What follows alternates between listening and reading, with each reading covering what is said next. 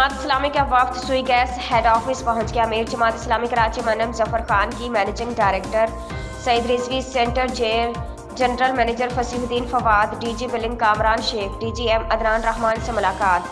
शहर में गैस की लोड शेडिंग और कीमतों में मुसलसल इजाफे के हवाले से मुलाकात जारी। जमात इस्लामी के वफ्द की क़यादत अमीर जमात इस्लामी कराची मनम जफर खान कर रहे हैं।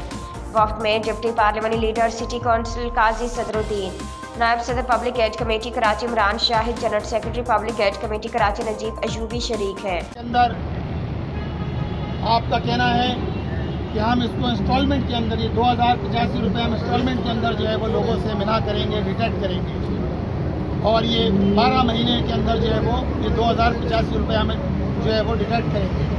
आप के इलेक्ट्रिक को सब्सिडी दे सकते हैं 174 अरब रुपए की, तो क्यों नहीं के इलेक्ट्रिक जो ऑलरेडी एसएसजीसी का 200 अरब रुपए का नादहिंदा है, वो एसएसजीसी को 200 अरब रुपए क्यों अदा नहीं करता?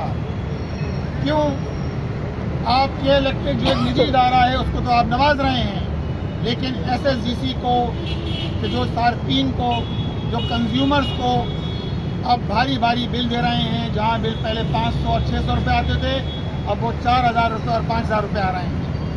हम हुकूमत से ये मुतालबा करते हैं, बाकी हुकूमत से भी, सिंध इस वक्त 65% गैस सिंध से निकल रही है, और आइन की दफ़ा 158 के तहत जिस सूबे से गैस निकल रही हो, पहला हक उसका है कि उसके शहरियों को प्रायोरिटी की बुनियाद पर, तरजीही बुनियाद पर उसके शहरियों को गैस मुहैया की जाए।